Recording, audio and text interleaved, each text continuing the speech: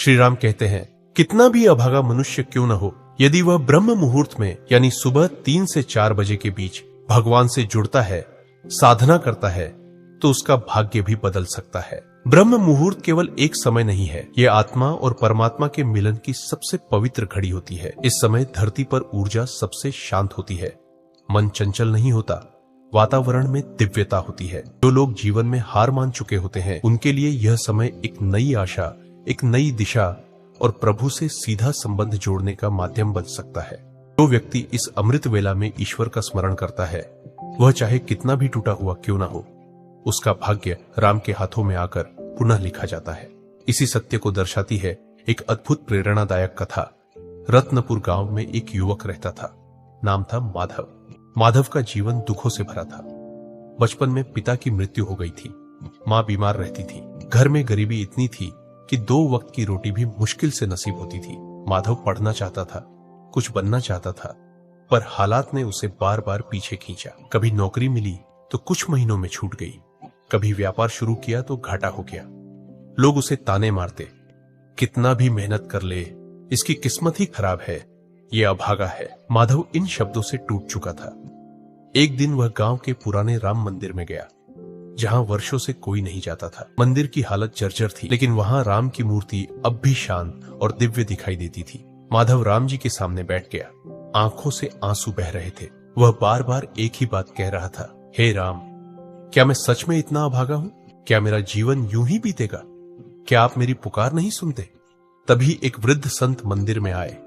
उन्होंने माधव की आंखों में झांक कर देखा और शांत स्वर में कहा, बेटा, क्या तुम सच में ईश्वर से जुड़ना चाहते हो? माधव ने सिर हिलाया और कहा, हाँ बाबा, अब कोई उम्मीद बाकी नहीं रही, बस प्रभु की दया चाहिए। संत मुस्कुराए और बोले, तो कल से हर सुबह ब्रह्म मुहूर्त में उठो, 3 से 4 बजे के बीच।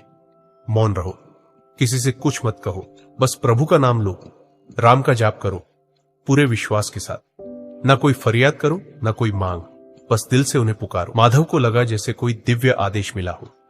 उस दिन के बाद उसने खुद से वादा किया, चाहे कुछ भी हो, हर सुबह प्रभु को पुकारेगा। अगली सुबह 3 बजे वह उठा। नींद पूरी नहीं थी, लेकिन मन में श्रद्धा थी।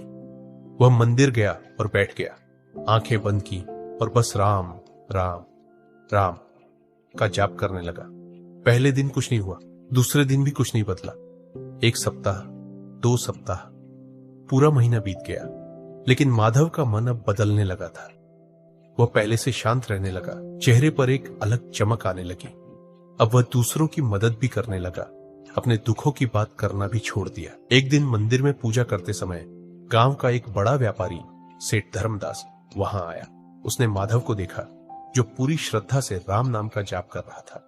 सेठ ने माधव से पूछा, तुम हर रोज यहाँ आते हो? माधव बोला, हाँ, सुबह प्रभु को पुकारने आता हूँ, यही मेरा सहारा है। सेठ उसकी सरलता और भक्ति से प्रभावित हुआ। उसने माधव को अपने व्यापार में सहायक बना लिया। धीरे धीरे माधव ने ईमानदारी और लगन से काम करना शुरू किया। माधव की मां का इलाज अच्छे अस्पताल में हुआ और वह धीरे धीरे ठीक होने लगी। माधव को तनख्वाह के साथ साथ व्यापार की समझ भी मिली।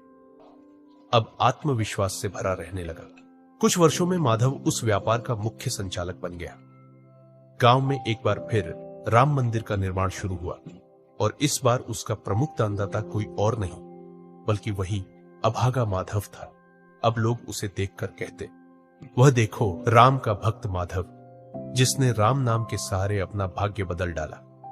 और जब कोई उससे उसका राज पूछता तो वह मुस्कुराकर कहता, मैंने ब्रह्म मुहूर्त में राम को पुकारा था, उन्होंने सुन लिया। श्री राम की यह वाणी केवल एक उपदेश नहीं, जीवन का गूढ़ रहस्य है। जब मनुष्य ब्रह्म मुहूर्त में प्रभु से जुड़ता है तो उसका दुर्भाग्य भी सौभाग्य में बदल जाता है। इस कहानी से यही सीख मिलती है कि भाग्य को दोष देने से अच्छा है प्रभु को पुकारना सीखो, जो भाग्य भी बदल सकते हैं। राम केवल पूजा की थाली से नहीं आते, वे उस टूटे हुए मन में बसते हैं जो निस्वार्थ श्रद्धा से उन्हें पुकारता है। अगर आपको यह कथा प्रेरणादायक लगी हो तो कृपया हमारे चैनल को लाइक करें, सब्सक्राइब करें और अपने प्रियजनों के साथ जरूर शेयर करें। आपके एक छोटे से सहयोग से हमारा उद्देश्य और भी दूर तक पहुंच सकता है। जय श्री राम।